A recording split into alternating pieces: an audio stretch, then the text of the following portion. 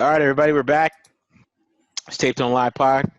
Um, Favorite YouTube video channel. We're back. We appreciate all the love that we got on the last YouTube. We're up almost up to 2,200 subscribers. So thank you to everybody who subscribed to us last episode. If you're new here, subscribe again. Leave us comments, leave us feedback, and do all that good stuff. Make sure you follow us on Twitter too at the Mark John NFL, and follow BD Williams at the BD Williams 18. So at BD Williams 18. Don't put the in front of it. You won't find him. So at BD Williams 18. So make sure you follow him there on Twitter. Follow me as well on Twitter, and make sure you hit the subscribe button. This week we're previewing the Denver Broncos first matchup, another divisional matchup. Raiders trying to start 3-0 in the division.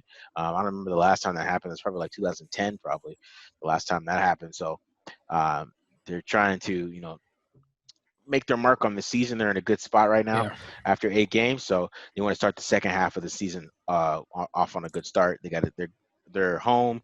I know that doesn't make a big difference because there's no fans, but it's still, they're at home. Yeah, you don't have to travel. You can sleep in your own bed. Exactly. That your routine isn't thrown off. So I think that's important. But I guess it's interesting because home teams are losing more than they're winning this year. Exactly. So it's interesting, and it's not going to be an easy game. I'm not going to, I know some people are expecting the Raiders win, and the Raiders should win because I think they are the better team overall. But it's still can be a trap game. Not even a trap game. It's just a divisional game. These teams know each other. Fangio's already played Gruden twice. Gruden's already played Fangio twice. So this could be a matchup that way. I know they got a new offensive coordinator a little bit, but we'll get into that about some of their tendencies on offense and how that they've been slowed down the past couple of weeks. And we'll get into that, and BD of course get into the defense for sure. I'm defense guy. You're offense guy. I'm the offense guy. Defense guy. I'm offense guy. So. That's from now on. Don't even say our Twitter handles. Just say, "Hey, I'm offense guy." That's defense guy over there. Okay. The ball guy is on defense. The ball. The ball guy does the defense. Yep. All right. That fits perfect. All right. So you know what? Yeah. I'll just jump into it because I'm defense guy. So let's do this. All right. Let's go defense guy. Okay. So first and foremost, this is a formidable pass. I can't even say it. It's a really good pass rush. All right. It's nasty. This guy, Bradley Chubb, we just saw him dominate that tackle. But they got other pass rushers too. This number 59, he's playing in Von Miller's spot. He can rush the passer. He's got a solid amount of sacks this year. But it's not just Bradley Chubb and the edge rushers. They can also rush up the interior. We got Shelby Harris, who's getting some action. So it's like literally all these guys are good. They're outside guys and they're inside guys. It's going to be a big task, especially since the offensive line is banged up, to slow this pass rush down. That's going to be the game within the game. Whether they're keeping the tight end to max protection, chipping these guys with the back, moving the pocket around. That's what we're going to see all game to slow these guys down, because these guys rushing the passer, every single one of them. It seems like every single defensive lineman they have has a sack. The other thing to keep note of is we got to avoid Bryce Callahan and Justin Simmons at all costs. Okay, Bryce Callahan, it's shocking to think Chris Harris walked and they actually upgraded in the nickel. Okay, Bryce Callahan is balling this year. He's got a fantastic, ability to stick with the shiftier wide receivers. But then we also see him here, combat catch, high pointing, and winning against Mike Williams, who's, he's a jump ball specialist, right? And so this guy, Bryce Callahan, not only is he great in coverage, but he's, a good tackler against the run. Might see him blitz a little bit. And then the other guy, Justin Simmons, shout out to Malik Obi, because, if you follow him on Twitter, he's been singing this guy's praises. Look at this one-handed catch on, Ben Roethlisberger. And he's a threat to go the distance with the ball in his hands. He has 3 interceptions this year. He's definitely one of the best young safeties in the NFL. okay, and add and maybe just one of the best safeties. Period. You don't even have to put the young in front of it. This guy No, is fantastic and they won't player pay here. him. Don't pay him, Denver. Yeah. Go ahead, let him Yeah, go to please, free agency. please. Don't pay him. This is probably the best play I've seen a safety make in the NFL this year. You just see the ease he has covering ground, the range he has coming off of his assignment and going and helping out and getting an interception. This is a fantastic player. Oh, and the guy can blitz as well. So this guy's an all-around do-it-all player. Hopefully, they're going to have to account for where he is and whether he's playing up towards the line of scrimmage or back. He's going to be a problem. Now, the one guy I would say is a weak link in this defense is Michael Ojemudia. He's a corner. He plays on the defensive right side, and it seems like every game he gets torched for at least one big play, maybe multiple big plays. He's a relatively young player. He's a rookie or a second year guy. He's a rookie. Rookie, right? Yeah, he's a rookie. Okay, and if it's getting beat deep, getting beat on crossers, he struggles in man, and the Broncos play a lot of man. All right, so it's definitely something to keep your eye on. If they can, get Henry Ruggs going on some of these crossers, he's not going to be able to keep up. Maybe if they can get, maybe they put Darren Waller outside and they get a favorable matchup. I think that this is something that the Raiders will have to think about and focus on because the rest of this defense is pretty darn good, I would say. We talked about the two guys. We talked about the pass rush, but this is definitely a weak link. You see him just get completely routed, ankle snatched by Julio Jones right there. A lot has happened to Patrick Peterson. That will be fair. Yeah. So, it's Julio Jones, but he was consistently losing on the outside. Michael Ojemudia, that's the guy that the Raiders need to target early and often, in this game. Josie Jewell, he's a linebacker. I think Darren Waller could also have some good. I was gonna bring that up. Have some, if they can get that matchup, I think that it's easier to help a linebacker out in coverage. Mm-hmm. A safety with the nickel comboing with the other linebacker. There's a lot of help around him, but you can't really do too much to help on the outside against Ojemudia without drastically changing the structure of your defense. And I think that.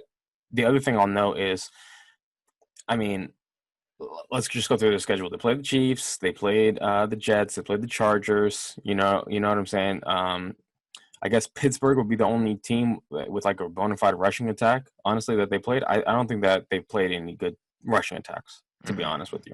Yeah. So there wasn't a lot for me to take away from these games, honestly, against the run because it was just I think that the Raiders are going to be their biggest test in terms of stopping the run that they're going to have come across this year. But I also think that this is probably, at least just from watching the film, this is probably the best defense that the Raiders are going to have gone up against this year, I would say. All right. The numbers don't. I know you're going based on film. The numbers don't back that. That's the thing. I know. What do the numbers say? I did not check it.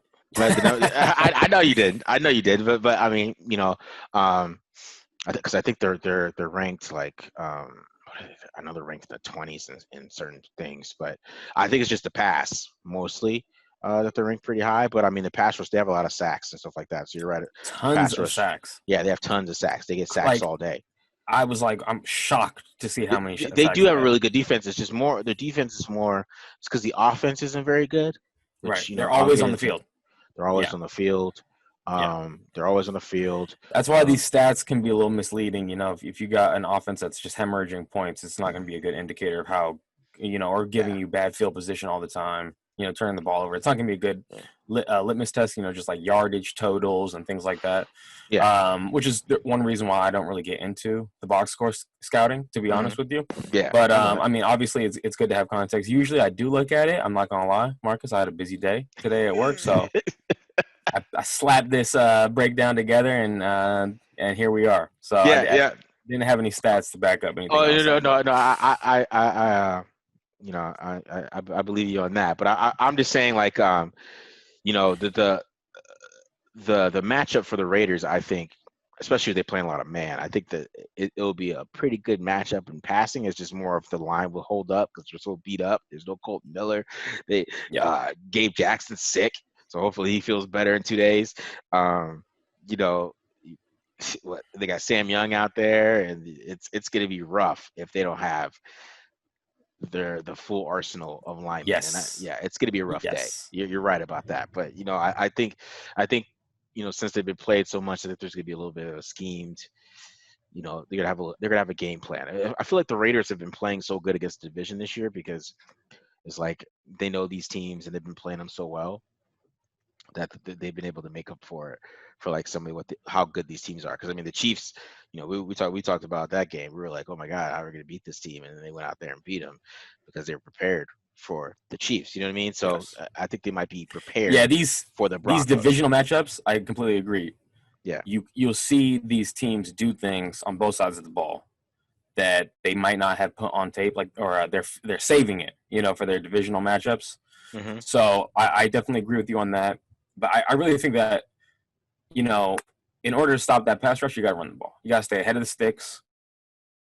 So they got to go in there with the great game plan of just feeding Devontae Booker and Josh Jacobs. We were saying his name wrong last time. I take full responsibility for that, Raiders fans. Yeah. But just feeding Devontae Booker, revenge game, feeding Josh Jacobs this week, and keeping that pass rush at bay. And that's what they did. That's what they did last year, week 1. Everyone remembers going back 2019, week 1. Raiders chipped, kept tight ends in the block, ran the ball, and they were able to get out of there with a win and really limit that pass rush from getting going and from heating up. So Yeah. staying ahead of the sticks is really the number one thing against this defense. And the other thing I'll say is, once you do have to pass it on them, okay, because they play a lot of man coverage, Yeah. you'll see quarterbacks waiting for guys to uncover, like they're holding onto the ball, and then that pass rush gets there. So these things work hand in hand, because they have very sticky coverage for the most part. Mm-hmm. Okay. We talked about Josie Jewell, probably a little bit of a liability in coverage. Talked about that corner, Ojemudia. Mm-hmm. So, and it does seem like when the pass rush doesn't get there, you'll have bigger plays, right? But that's the thing, though. These things work hand in hand. I think they're a really, really good defense, but they haven't been tested with a good run game yet. So we'll see about it. Yeah. So, yeah, so I think they'll be able to run the ball this week because most of these guys are pass rushers like Shelby Harris, and those guys, they're not run stoppers or anything like that. They're more pass rush defense tackles and stuff like that. They don't have any big stuffers in there or anything like that. So since they're not big stuffers, and Malik Reed and Bradley Chubb. I mean, Bradley Chubb is all around, but Malik Reed's more of a straight. Who's number 59 that you're talking about? He's more of a straight. Go get after it. They'll be able to run the football. I mean, the Falcons were able to run the football on them last week. So I mean, Gurley had a pretty good game. So that's how they won, right? Yeah. Yeah, so I mean, it's there. It's there for the taking. I think the Raiders are just so balanced that it's going to be hard for teams to get on top of them, because if they're able to run the ball, then the play action is going to work, and that's what happened against the Chargers a little bit. So, all right, so let's get into this offense. Let's just go ahead and get this started. Let's start with the running game. The running game is okay. I wouldn't say it's bad. I wouldn't say it's great. I would say it's right in the middle. They have good moments. They have bad moments. As you'll see here against the Falcons, wasn't really a good moment here. Grady Jarrett just blows up with this double team, pushes the tight end into Philip Lindsay, and makes the play himself. As Grady Jarrett's just a beast.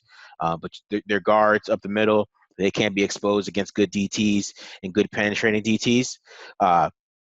I mean, they're not the best inside. I mean, Dalton Resner is good, but so when we're talking about the left side, the center and number 66, they can be exposed a little bit in the run game and be stuffed. But they do have Philip Lindsay, who's a very good runner. You see here, against the Chiefs, they ran for 177 yards. Good cut back on the outside zone. Philip Lindsay's averaging 5.8 yards per carry right now. So he is balling. He gets the ball in his hands, and he can be dangerous. He can take the ball to the house at any point in time. So you always got to be ready for Philip Lindsay, because, like I said, if he gets the ball, he can take it to the house. All right. Now, one thing they do a lot is bootleg passing.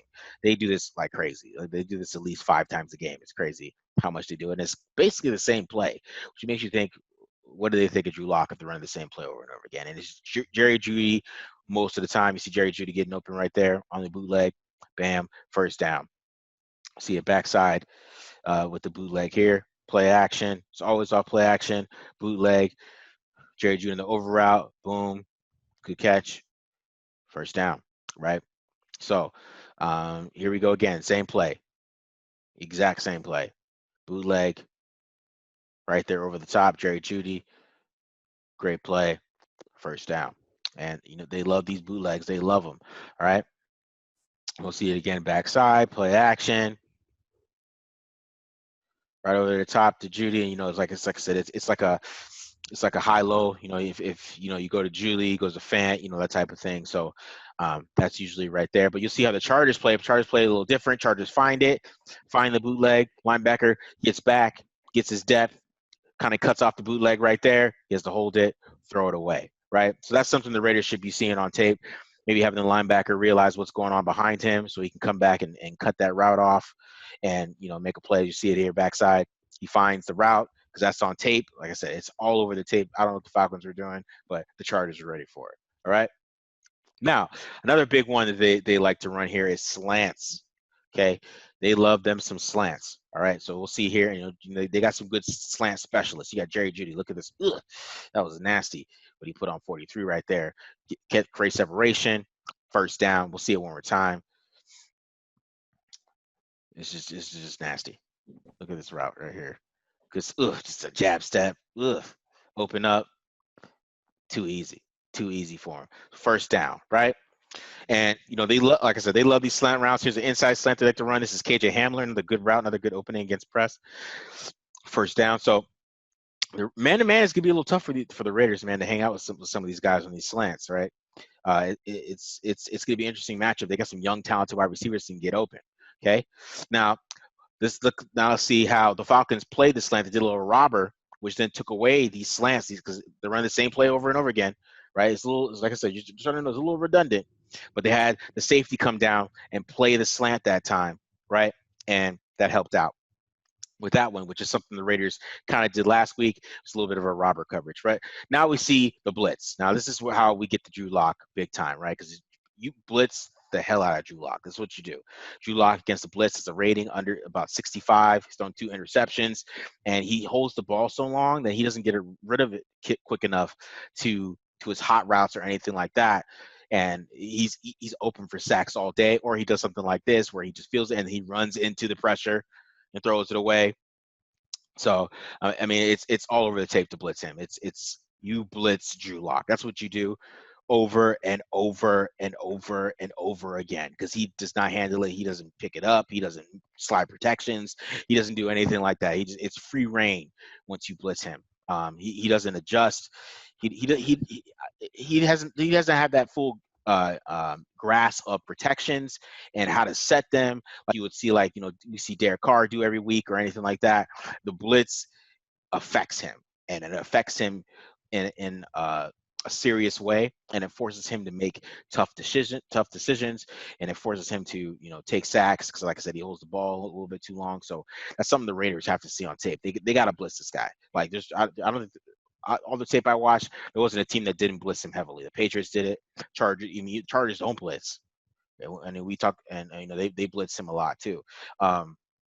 So it's a thing. It's a thing on tape that you got to do. You got to expose that part of it and make him make a quick decision because he doesn't like to make quick decisions. He's not a quick guy. He's not like I'm gonna catch the ball, get the ball out of my hands. He wants to go. He wants a big play every single play. He thinks he's more athletic than he is too. So he thinks he can bail a pocket. He thinks he can make a play with his legs. He thinks he can just throw it up in the air and make perfect throws. He has a lot of confidence in himself, even though he's not there yet. He's not there for where his confidence level is. He's way more confident in himself than he should be. Let's just say that. That's my opinion. Because some of the blitzes that he was facing against there, I mean, some of those could have been simple slides. He could have had somebody slide over, give him a little bit more time, but he's not picking up those things. He's just snapping the ball, and then somebody comes free, and he's not helping his line at all. He's just not picking up blitzes. He's not ready for it, and he hasn't. I mean, after watching Justin Herbert set protections and then watching Drew Lock, it's kind of crazy since Drew Lock has played more NFL games. Right. Herbert, you know what I mean, or you've seen a little bit more. So it's just interesting.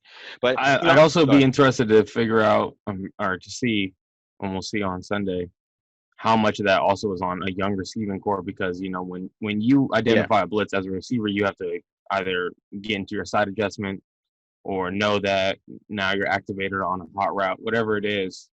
Jerry Jeudy, he's young. Deshaun Hamilton, that's what I'm talking about. Deshaun Hamilton, right? The other who's the little guy? KJ Hamler. No fan. These are all like first and second year wide receivers. Yep. Right.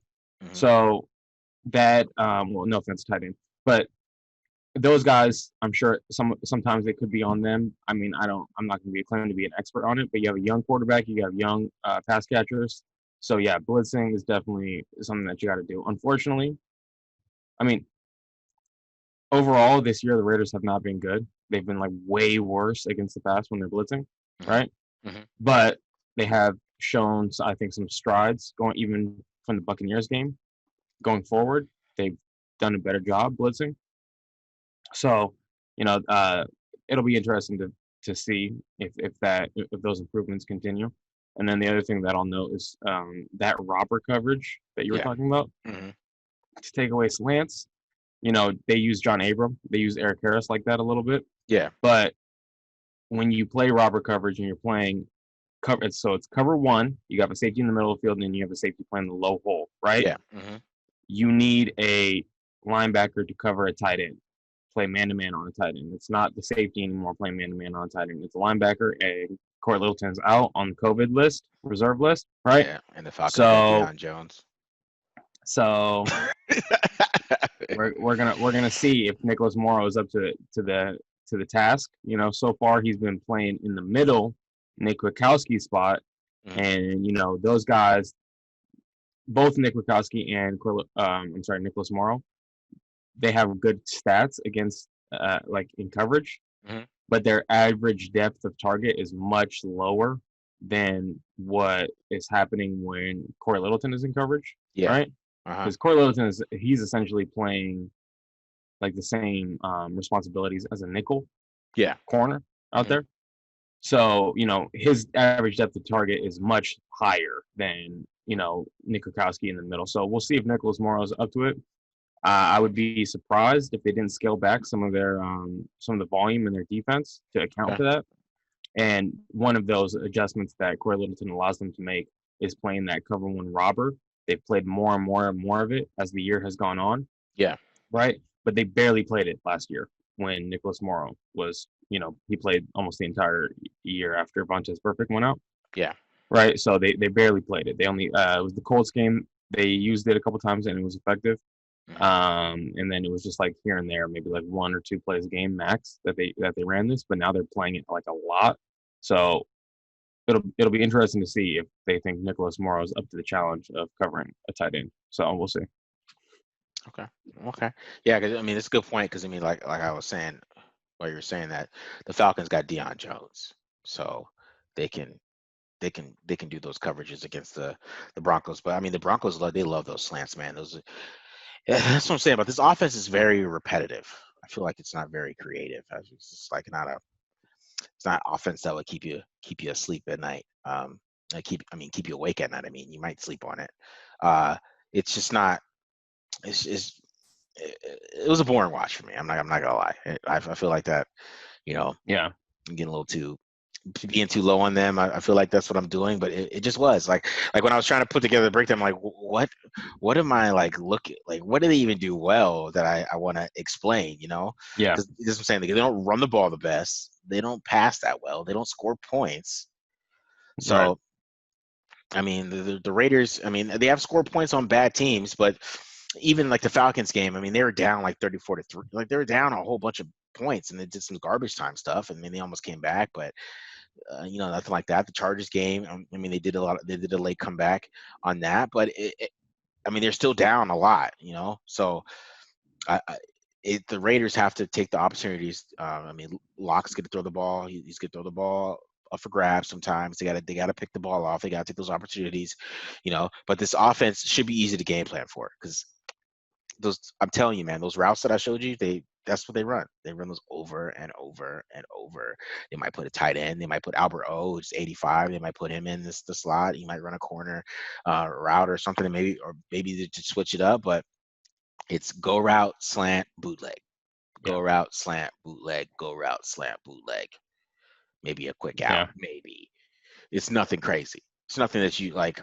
That week 9, if you have a whole bunch of tape, you should be like how the Chargers were on the bootlegs. Like I don't know what the Falcons were doing, but the Chargers had those bootlegs set up. Like you weren't doing the bootlegs on the Chargers. The Patriots stopping the bootlegs too. Like you weren't getting those bootlegs on the Patriots. You know what I mean? Like it's repetitive, man. It's pretty. Yeah. Well, I think that it's a good matchup on paper because they have a good defense, in my opinion. Mm-hmm. Going up against Raiders have a good offense. Yeah. Right. And then Broncos offense is like below average, and Raiders defense is below average. Right. So it's yeah.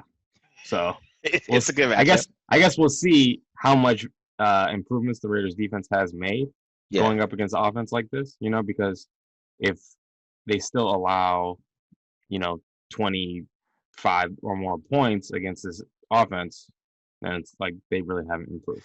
Yeah, especially if it's like 25 points and it's like the third quarter, then I'm gonna be a little upset.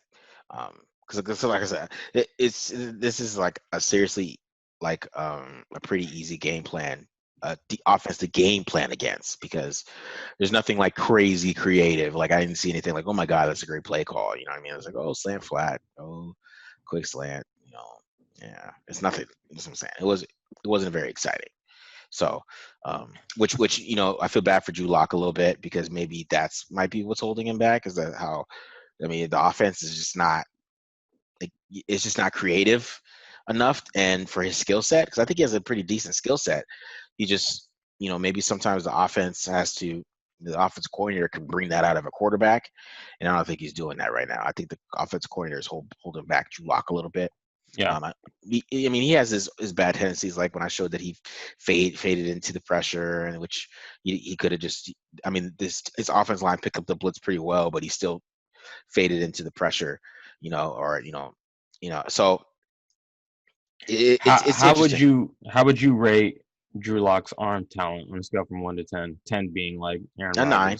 Patrick I would say Mahomes. 9. Yeah, he's got incredible arm talent, right? Yeah, it's got fantastic arm talent. They got good receivers too, bro. Like I'm saying, Jerry Jeudy is already a pro route runner. I mean, he's already up there. I mean, he's having problems catching. I showed KJ Hamler. He's getting open. KJ can get open. Noah Fant can get open. Albert O, the other tight end, he can get open. I can't say his last name, so I'm not going to try. Yeah, I'm just going to call him Albert O. Yeah. So, but he can get open too. You know what I mean? So he has weapons. That's what I'm talking about. Like this offense is just not creative at all. So for the weapons he has, like if what basically I'm saying is like if he had like Joe Brady or something, or somebody that was creative, this would be a really good team to me, in my opinion. But this offense is just so boring.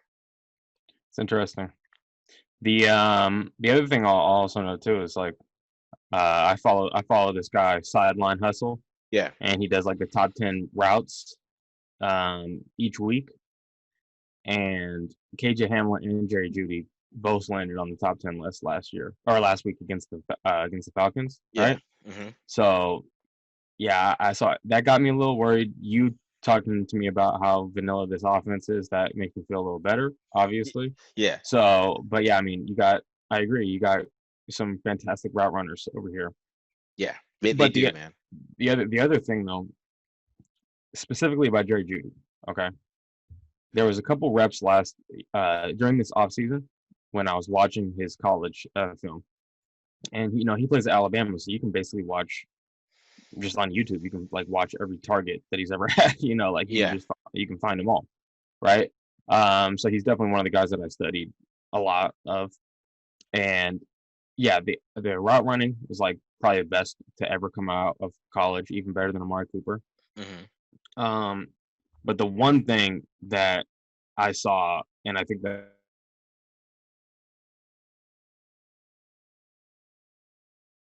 this doesn't come back to bite me in the butt here, but when he was going across the middle, he would get the alligator arms when he heard footsteps. Yeah. You know what I'm saying?